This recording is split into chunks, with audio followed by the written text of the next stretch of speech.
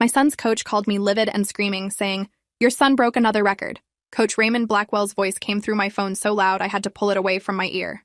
"Mrs. Garrett, this is getting ridiculous. Your son just shattered the 100-meter record by 2 full seconds. 2 seconds. That doesn't happen naturally in high school track. I've been coaching for 19 years, and I've never seen improvement like this. He's either getting illegal training or he's on something." I gripped the steering wheel tighter, pulling into my driveway. "Excuse me? Are you accusing my son of cheating?" Blackwell didn't hesitate. "I'm saying no 15-year-old goes from decent to dominant in 6 weeks without chemical assistance. The other coaches are talking. Parents are asking questions. I need to protect the integrity of my program. I'm benching him until we get some answers." My heart pounded. "What kind of answers?" He exhaled sharply. "Drug test. Full panel. And I want to know what training facility he's using because this feels like college-level enhancement." I felt my face flush hot. "My son trains at the public track every morning at 5:30. He runs hills on weekends, he eats clean, and sleeps 8 hours a night. That's his secret." Blackwell laughed, bitter and short. "Right. And I'm supposed to believe a black kid from your neighborhood suddenly becomes the fastest runner in the county because he wakes up early? Mrs. Garrett, be realistic. I've seen this pattern before. Kids get desperate for scholarships. Someone tells them about supplements, and suddenly they're breaking records. It always comes out eventually. I'm trying to help your son by catching this now before it destroys his future." The words hit me like a physical blow. "You're benching him because he's black." Silence stretched for 3 seconds. "I'm benching him because he's suspicious. The timing is too convenient. The improvement is too dramatic. And frankly, yes, kids from certain backgrounds are statistically more likely to take shortcuts when they see an opportunity. I didn't make those statistics, Mrs. Garrett. I'm just responding to reality." I wanted to scream but forced my voice steady. "My son will take your drug test. And when it comes back clean, you're going to apologize." Blackwell's voice hardened. "If it comes back clean, I'll look at other explanations. But until then, he's off the team for Saturday's Invitational. I'm not risking our school's reputation on someone who might be juicing." I sat in my car after he hung up, shaking with rage and disbelief. My son Elijah had worked brutally hard for 6 months to transform himself from a middle-of-the-pack runner into something exceptional. He'd cut sugar completely, started strength training, studied biomechanics videos, and dedicated himself with a focus I'd rarely seen in a teenager. And now his coach was punishing him for success, wrapping racism in concern about program integrity. I walked into the house and found Elijah in the kitchen making his post-practice protein shake, still in his running gear, face flushed from training. He looked up and smiled. "Hey, Mom. Good day?" I set my keys down carefully. "Coach Blackwell just called. He's benching you for Saturday's meet." Elijah's smile vanished. "What? Why?" I chose my words carefully. "He says your improvement is too dramatic. He wants you to take a drug test." Elijah stared at me, confusion shifting to understanding, then to hurt. "He thinks I'm on steroids? Are you serious?" His voice cracked. "I've been killing myself every single day. I did everything right. I trained harder than everyone. And he thinks I'm cheating?" I moved to hug him, but he stepped back, his expression hardening. "Let me guess. He said something about kids from my background taking shortcuts, right? Or maybe he mentioned scholarships and desperation?" The accuracy of his prediction broke my heart. "Something like that." Elijah slammed his hand on the counter. "This is exactly what Coach Stevens warned me about when I switched schools. He said some coaches wouldn't believe a black kid could be naturally fast, that they'd find reasons to question everything." He grabbed his phone. "Fine. I'll take his stupid test today. Tomorrow. Right now if he wants. And when it comes back clean, I want him to say it in front of the whole team." I nodded. "I'll set it up. But Elijah, you need to know this might not end with the test. Some people don't want to be proven wrong." He looked at me with eyes too old for 15. "You think he'll find another excuse?" I didn't answer because we both knew the truth. Men like Blackwell didn't apologize when their prejudices got exposed. They just found new ways to justify their suspicions. The drug test happened the next morning at a clinic Blackwell specified. I drove Elijah there at 7, both of us silent. The technician was professional and thorough, taking blood and urine samples, explaining the panel would test for anabolic steroids, stimulants, hormones, and masking agents. "Results take 3 to 5 business days," she said, labeling the vials. "The report goes directly to whoever requested the test." Elijah signed the paperwork with sharp, angry movements. On the drive home, he finally spoke. "I'm going to destroy everyone at the next meet I'm allowed to run. I'm going to run so fast they can't ignore me or explain it away." I believed him. Elijah had inherited his father's competitive fire and my stubborn refusal to accept injustice quietly. At school that day, word spread about the benching. Several teammates texted Elijah asking what happened. He told them the truth. Coach thought he was doping, demanded a test, benched him until results came back. By afternoon, the track team group chat was exploding with reactions. Some teammates defended him. Others stayed silent. A few suggested that maybe the coach had valid concerns given how fast Elijah had improved. That evening, another parent from the track team called me. Her name was Diane Foster, and her son Connor ran the 400 meters. "I heard what happened with Elijah," she said carefully. I wanted you to know that Coach Blackwell pulled Connor aside today and told him to watch out for teammates who might be using unfair advantages. He specifically mentioned that sometimes kids will pressure others to use supplements or PEDs to keep up. My stomach twisted. He's poisoning the team against Elijah before the test results even come back. Diane hesitated. There's more. Connor said Coach Blackwell told the team that if anyone knows about substance use and doesn't report it, they're complicit and could face discipline. He's creating an environment where kids feel like they have to suspect each other. I thanked her for telling me and hung up, furious. Blackwell wasn't just benching my son. He was systematically destroying Elijah's reputation and relationships with his teammates, ensuring that even when the test came back clean, doubt would linger. I spent that night researching Coach Blackwell's history. His LinkedIn showed 19 years coaching at 3 different high schools. I found old newspaper articles about his teams, interviews where he discussed his coaching philosophy, photos of him with winning relay teams. Then I found something interesting. A local news story from 7 years ago about a complaint filed against him by parents at his previous school. The article was brief, mentioning allegations of discriminatory treatment that were investigated and dismissed due to insufficient evidence. I searched for more details but found nothing. The complaint had been buried, resolved quietly through whatever internal process the district used. I wondered how many other complaints had been filed and dismissed over 19 years. How many other talented black athletes had been accused of cheating or benched for being too good? I called the school from the article and asked to speak with the athletic director, claiming I was considering the district for my family. The AD was helpful until I mentioned Blackwell's name. Then his tone shifted. Coach Blackwell is no longer with this district. I can't discuss personnel matters. I pushed carefully. I just want to know about his coaching record. The AD paused. He left for another opportunity. That's all I can tell you. The drug test results came back 4 days later. Clean. Completely, unambiguously clean. No steroids, no stimulants, no hormones, no masking agents. Nothing but normal adolescent biology and hard work. I called Blackwell immediately. The results are in. My son is clean. Blackwell sounded almost disappointed. I'll review the report when I receive my copy. Assuming everything is in order, Elijah can return to practice tomorrow. No apology. No acknowledgement that he'd falsely accused a teenager of cheating and damaged his reputation. Just a clinical statement about reviewing reports. That's it? I said. You accused my son of using drugs, benched him, turned his teammates against him, and all you have to say is he can return to practice? Blackwell's voice went cold. Mrs. Garrett, I did what any responsible coach would do when faced with suspicious circumstances. The test is clean, so we move forward. But I'll be honest with you. One clean test doesn't erase my concerns. Athletes can cycle off substances before testing. They can use things that clear their system quickly. I'll be watching Elijah very carefully going forward. I felt my control snap. You'll be watching him because he's black and fast. And you can't accept that those two things can exist together naturally. You've been coaching for 19 years, and you've convinced yourself that black athletes who excel must be cheating. Blackwell's voice rose. Don't you dare make this about race. This is about program integrity and following proper procedures when something seems off. If you have a problem with how I run my team, you can take it up with the athletic director.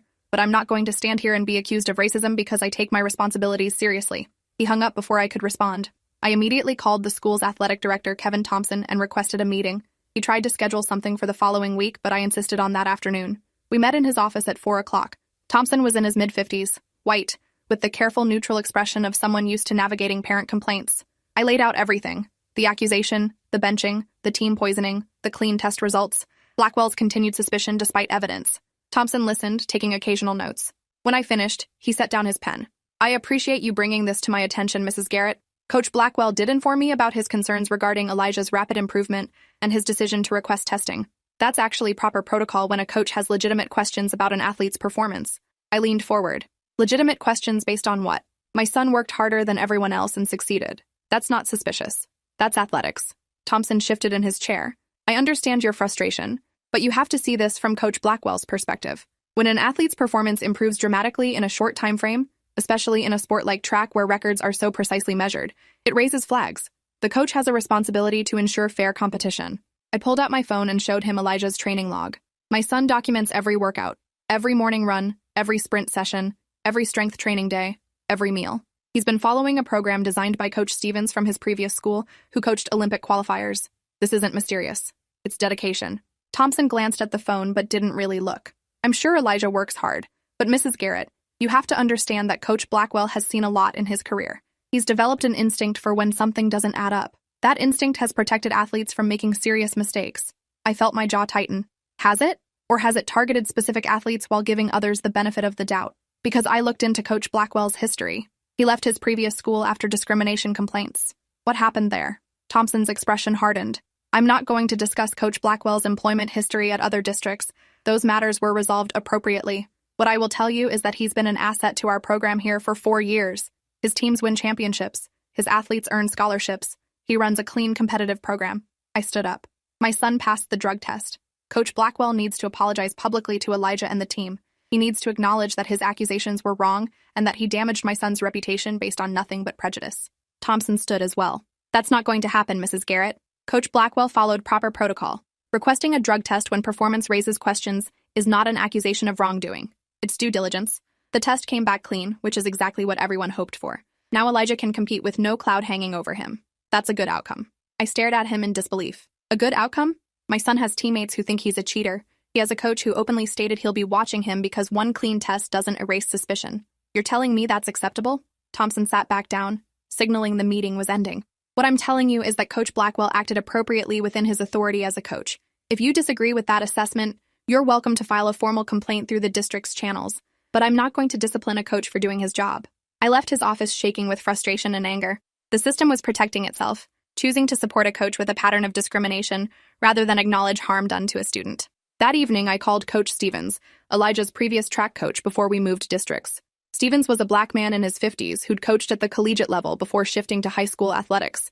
He'd mentored dozens of athletes to college scholarships and maintained relationships with many of them. I was wondering when you'd call, Stevens said when I explained the situation. Raymond Blackwell has a reputation. Not official, not documented, but coaches talk. He's known for being hardest on black athletes. Lots of discipline, lots of criticism, very little praise. And when a black kid on his team starts excelling, there's always some problem. Too confident, not a team player, suspicious improvement, attitude issues. I felt validated and horrified simultaneously. Why does he still have a job? Stevens laughed bitterly. Because he wins. His teams win conference championships. His athletes get scholarships. Parents love him because their white kids get attention and opportunity. The few black families who complain get dismissed as troublemakers or overprotective. The system protects winners, even when those winners are causing serious harm. I asked if he'd be willing to provide a statement about Blackwell's pattern. Stevens hesitated. That's complicated. I coach in a different district. Making formal accusations about a coach I've never worked with directly could damage my own credibility and position. But I'll tell you what I can do. I can reach out to families from Blackwell's previous schools, parents whose kids went through similar situations. If you're building a case, you need witnesses and documentation. One family's complaint gets dismissed. Multiple families with identical stories create a pattern that's harder to ignore. He paused. But Mrs. Garrett, you need to be prepared for this to get ugly. Districts hate these fights because they expose liability. They'll protect their employee and their reputation aggressively. You'll be painted as a difficult parent, someone with an agenda, maybe even someone trying to get money out of a lawsuit. Your son might face retaliation through benching or reduced playing time that's justified with vague coaching decisions. This is going to be hard on both of you. I told him I understood and appreciated any connections he could provide. Stevens promised to make some calls. 2 days later, he emailed me contact information for 3 families. The Washingtons, whose son had been on Blackwell's team 6 years ago, the Reeves family, whose daughter ran track under Blackwell 4 years ago, and the Bishops, whose son had quit the team 3 years ago. I called the Washingtons first. Nicole Washington answered and listened as I introduced myself and explained what was happening with Elijah. She was quiet for a long moment after I finished. Same thing happened to our son David. Exactly the same pattern. David was a sprinter, showed significant improvement his sophomore year after working with a private coach over the summer. Blackwell accused him of using PEDs, demanded testing, benched him for 2 meets while the test was pending. Test came back clean, but Blackwell kept finding reasons to keep David off the starting lineup. Said his form was off, his attitude wasn't right, he wasn't gelling with the team. David quit track his junior year because the constant scrutiny made it miserable. I asked if they'd filed a complaint. Nicole sighed. We tried. Met with the athletic director, who was someone different back then but had the same response. Coach's discretion, proper protocol, no evidence of discrimination. We eventually gave up because fighting was taking more energy than it was worth, and David wanted to move on. He focused on academics and got into college without track, but it hurt him. He loved running. Blackwell took that away. I asked if she'd be willing to document their experience in writing. Nicole said she'd talk to her husband but thought they would. If there's a chance to stop this from happening to another kid, we should take it. I called the Reeves family next. Patricia Reeves answered, and her story was eerily similar. Her daughter, Jasmine, had been accused of using performance enhancers after a growth spurt and corresponding improvement in her times. Clean drug test, continued suspicion, eventual transfer to a different school because the environment became toxic. The Bishop's experience was different but equally damaging. Their son Marcus had been a talented middle-distance runner who Blackwell constantly criticized for being too confident and not coachable. He was benched for disciplinary reasons multiple times, always for minor infractions that white teammates committed without consequence. Marcus eventually quit, and his parents pulled him from the school entirely, enrolling him in a private academy. Blackwell destroys black athletes systematically, Carl Bishop told me. He either accuses them of cheating, disciplines them excessively, or criticizes them until they quit. Then he congratulates himself for maintaining high standards and program integrity. We should have fought harder, but we were just trying to protect our son from more damage. By the end of the week, I had detailed written statements from all three families, documenting identical patterns of discrimination across 6 years and 2 different schools. Stevens also connected me with 2 coaches from other districts who'd heard similar stories about Blackwell through the coaching network, though they couldn't provide firsthand testimony. I compiled everything into a formal complaint. The initial accusation against Elijah, the clean drug test, Blackwell's continued suspicion, the pattern of identical accusations against black athletes at multiple schools, and statements from 3 families. I submitted it to the district's civil rights compliance officer, not just the athletic director who'd already dismissed my concerns. The compliance office confirmed receipt and said they'd begin an investigation within 10 business days. Meanwhile, Elijah returned to practice. Blackwell was coldly professional, giving instructions without encouragement or conversation. He moved Elijah from the starting lineup for the next meet despite his record times, saying he needed to rebuild trust in his performance consistency. Other black athletes on the team noticed the treatment. A senior named Jordan Wallace approached me after practice one day. Coach is doing the same thing to Elijah that he did to my brother 3 years ago. Isaiah was a jumper, started clearing heights nobody expected. Blackwell accused him of using illegal training methods, investigated his private coach, basically harassed him until Isaiah quit. My parents complained, but nothing happened. I asked if Jordan's family would add their statement to the investigation. Jordan said he'd ask, but wasn't sure they'd want to relive the experience. Isaiah's in college now doing well. Bringing this up might just make him angry about what he lost. I understood but emphasized that the pattern needed to be documented. Your brother's experience proves this isn't about Elijah specifically. It's about how Blackwell treats all black athletes who threaten his assumptions about who deserves to succeed. Jordan promised to talk to his family. That night, Elijah came home from practice frustrated. Coach barely looked at me today. He had Connor demonstrate proper starting stance even though Connor's start is weaker than mine. He gave detailed feedback to everyone except me. It's like I'm invisible unless he's watching for mistakes. I wanted to tell him the investigation would fix everything, but I'd learned enough to know systems move slowly, and sometimes never move at all. Instead, I told him to keep training, keep documenting, keep being excellent despite the hostility. The compliance investigation began 3 weeks after I filed the complaint. The investigator, a woman named Angela Torres, interviewed me first, taking detailed notes and asking clarifying questions about specific incidents. She interviewed Elijah, asking about his training regimen, his experience with Blackwell, his feelings about the accusation and benching. She interviewed the 3 families whose statements I'd provided. She also interviewed current team members, asking about team culture and coaching practices. I wasn't privy to what others said, but Jordan told me later that Angela asked very specific questions about whether Blackwell treated athletes differently based on race, whether discipline was applied equally, whether encouragement was distributed fairly. Several white parents complained to the school board about the investigation, claiming it was a witch hunt against a successful coach, that one disgruntled parent was trying to destroy a program. The local newspaper ran a story about the investigation that framed it as controversy over coaching decisions rather than systematic discrimination. Blackwell's attorney issued a statement defending his record and accusing me of trying to get him fired because my son wasn't getting enough playing time. Coach Blackwell has dedicated his career to developing young athletes of all backgrounds. These baseless accusations are an attempt to manipulate the system and undermine legitimate coaching decisions. Coach Blackwell followed proper protocol regarding drug testing and will be vindicated when the investigation concludes. The attorney's statement infuriated me because it twisted everything. This wasn't about playing time. This was about a coach who systematically targeted black athletes with accusations, suspicion, and hostility while giving white athletes benefit of the doubt and encouragement. The investigation dragged on for 6 weeks. During that time, Elijah continued training, but his time started slipping, not because he was less fit, but because the mental stress of competing under constant scrutiny while being excluded from the starting lineup was taking its toll. He'd show up to meets and watch inferior runners start while he sat on the bench, available only as an alternate if someone got injured. Other families started coming forward. A mother of a black long jumper from 2 years ago contacted Angela Torres after reading the newspaper story. Her daughter had been accused of using illegal techniques after improving her distance dramatically. Another family whose son had run cross-country under Blackwell described similar patterns of excessive discipline for minor infractions. The investigation expanded beyond Elijah's case into a comprehensive review of Blackwell's 13 years coaching in our state. In the middle of the investigation, something unexpected happened. Elijah competed in a regional qualifier meet where Blackwell couldn't bench him because the roster was determined by season performance rankings. Elijah ran the 100 meters in a time that would have qualified for the state championship, but there was a problem. Blackwell, who was timing manually as a backup to the electronic system, recorded Elijah's time as 0.2 of a second slower than the electronic timing showed. When officials checked the discrepancy, Blackwell claimed the electronic system must have malfunctioned because his stopwatch showed the slower time. The meet director reviewed the electronic footage and timing data. The system had functioned perfectly. Elijah's actual time was exactly what the electronic system recorded. Blackwell had either made an error with his manual timing or had deliberately recorded a slower time. The meet director noted the discrepancy in his report and used the electronic time as official, but the incident raised new questions. Had Blackwell been manipulating manual times throughout the season when electronic timing wasn't available? Were there other instances where he'd recorded slower times for Black athletes to prevent them from qualifying for championship meets? Angela Torres added these questions to her investigation. She requested all manual timing records from Blackwell for the past 3 seasons and compared them to electronic times when both were available. The analysis revealed a pattern.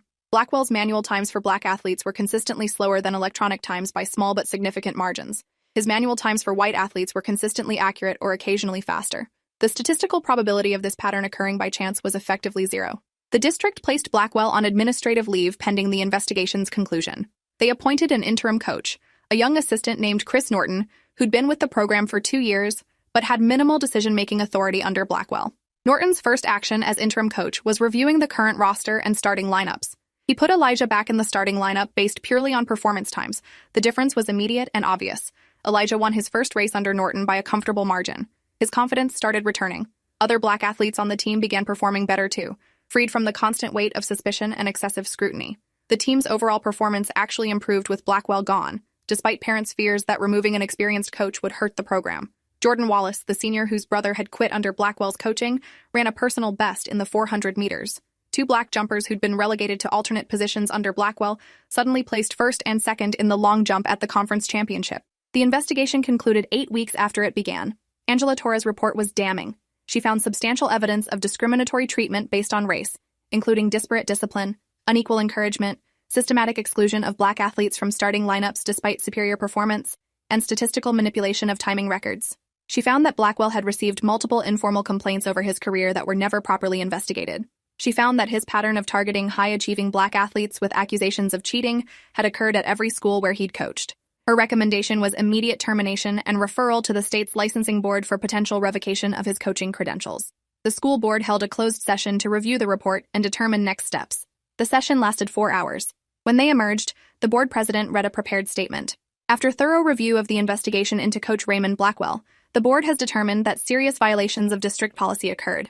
Coach Blackwell's employment is terminated effective immediately. We apologize to the students and families who were harmed by discriminatory practices that should have been identified and addressed much earlier. Blackwell's attorney immediately announced plans to appeal the termination through the union grievance process, claiming the investigation was biased and that his client was being scapegoated for implementing high standards.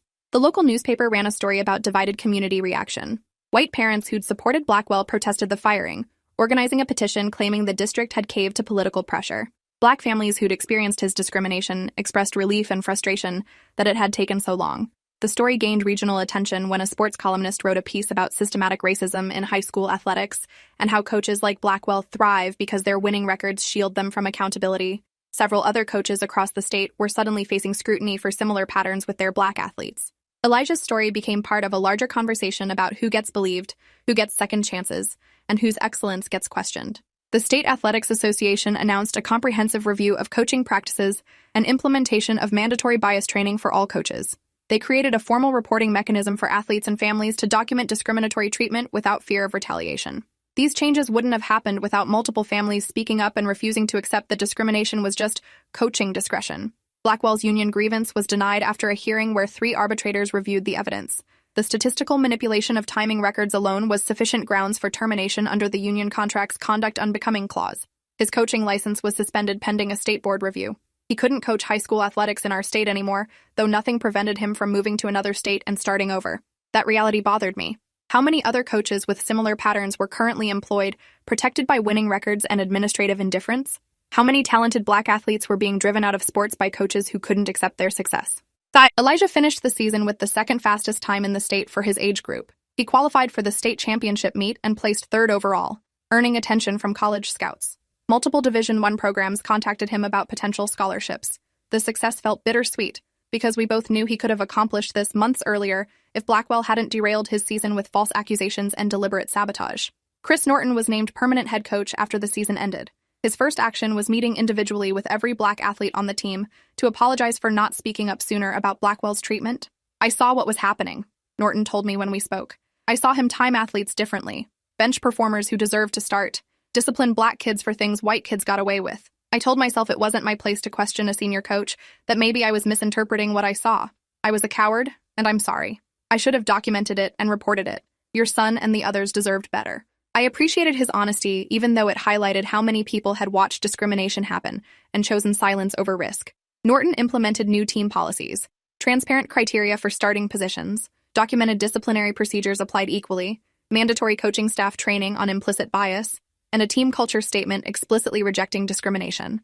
The changes weren't revolutionary, but they represented a commitment to basic fairness that had been absent under Blackwell. Several other families whose children had been harmed by Blackwell filed civil lawsuits against the district for failing to address the pattern of discrimination despite multiple complaints. I didn't join those suits because I'd accomplished what mattered most to me. Blackwell was gone and couldn't hurt more athletes. The families who sued were seeking financial compensation and additional policy changes. Their cases were settled out of court with confidentiality agreements, so I never learned the specific terms. But the district implemented sweeping changes to its complaint investigation procedures, creating independent review processes for allegations of coaching discrimination. The newspaper reporter who'd written about divided community reaction contacted me for a follow-up story 6 months later. She wanted to know how Elijah was doing, and whether I felt the outcome was satisfactory. I told her Elijah was thriving under Norton's coaching, that his confidence had returned, that he was excited about his athletic future again. I also told her the outcome was incomplete. Blackwell will probably coach again somewhere else. He'll learn to hide his discrimination better, or he'll find a district that doesn't care because he wins championships. The system we have makes it too easy for coaches like him to survive, and too hard for families like mine to get justice. We got lucky because we had multiple families willing to speak up, and an investigator who took us seriously. Most families don't have that. She asked what I'd tell other parents facing similar situations. I thought carefully about my answer. Document everything. Every conversation. Every incident. Every concern. Save emails. Record meetings if your state allows it. Take detailed notes. Find other families with similar experiences because patterns are harder to dismiss than individual complaints. Be prepared for the system to protect itself first and your child second. And don't stop pushing just because the first person you talk to dismisses your concerns. Keep going up the chain until someone listens. The state championship meet was in mid-May. Elijah competed in the 100 meters and the 200 meters. He ran personal bests in both events, finishing second in the 100 and fourth in the 200. The performances confirmed what scouts had seen all season. He was a legitimate Division I talent with professional potential if he continued developing. After the 200, while Elijah was cooling down, a white parent from another school approached me. "You're Mrs. Garrett, right? The one who got Blackwell fired?" I tensed, unsure if this was going to be congratulations or confrontation. "I'm the one who filed the complaint that led to the investigation of his discriminatory practices, yes?" The parent nodded. "I wanted to thank you. My son runs for Westfield High. He's white, so he never experienced what your son did. But he watched Blackwell destroy black teammates he respected, watched talented athletes quit because they couldn't handle the constant accusations and suspicion. It bothered him. He came home asking questions about racism and fairness that I didn't know how to answer. What you did taught him that people can fight injustice even when the system resists. That's an important lesson." The conversation reminded me that the impact of holding Blackwell accountable extended beyond just the black athletes he'd harmed. White athletes had watched discrimination happen and internalized lessons about who deserves success and who deserves suspicion. Removing Blackwell and exposing his pattern disrupted those lessons, created space for a different understanding of fairness and excellence. College recruitment heated up during Elijah's junior year. He took official visits to 3 schools, all with competitive track programs and strong academic reputations. The recruiting process felt surreal after everything he'd been through. College coaches praised his times, his work ethic, his potential. Nobody questioned whether his success was legitimate. Nobody suggested he might be cheating. The difference between how college coaches treated him and how Blackwell had treated him was stark and painful. "This is what it should have been like all along," Elijah told me after one recruiting visit. "Coaches who see what I can do and want to help me get better, not coaches who look at me and see a problem to investigate." He committed to a university with a strong athletic tradition and offered a full scholarship covering tuition, room, board, and training expenses. The scholarship represented financial security, but also validation. Elijah's talent and dedication were being recognized and rewarded at the highest level of amateur athletics. Blackwell's accusations and sabotage hadn't been able to stop him, though they'd made the journey harder than it needed to be. Several younger black athletes from the team told me they'd decided to stick with track because of how Elijah had handled everything. "He showed us that we don't have to accept discrimination quietly," one sophomore told me. "He fought back and won. That makes me think I can do the same if someone tries to hold me back." The ripple effects of our fight continued spreading. I joined the district's Equity Advisory Committee, working with other parents and educators to identify and address discriminatory practices across all sports and activities. We reviewed data on discipline, roster selection, leadership opportunities, and found patterns of racial disparity in multiple programs. The work was slow and often frustrating, but necessary. 2 years after the initial investigation, I received a message through Facebook from a mother in another state. Her son was a talented basketball player facing similar accusations of suspicious improvement from his coach. She'd read articles about Elijah's case and wanted advice. I spent an hour on the phone with her, sharing everything I'd learned about documentation, finding allies, escalating complaints, and refusing to accept dismissive responses from administrators. The system will try to wear you down, I told her. They'll suggest you're overreacting, that you're playing the race card, that you don't understand coaching. Don't let them convince you that your instincts about discrimination are wrong. Trust yourself. Fight for your son. Document everything and keep pushing until someone listens. She thanked me and said, knowing someone else had faced this and won gave her courage to keep fighting. A month later, she messaged that her son's coach had been suspended pending investigation after multiple families came forward with similar complaints. The pattern was undeniable once people started comparing experiences.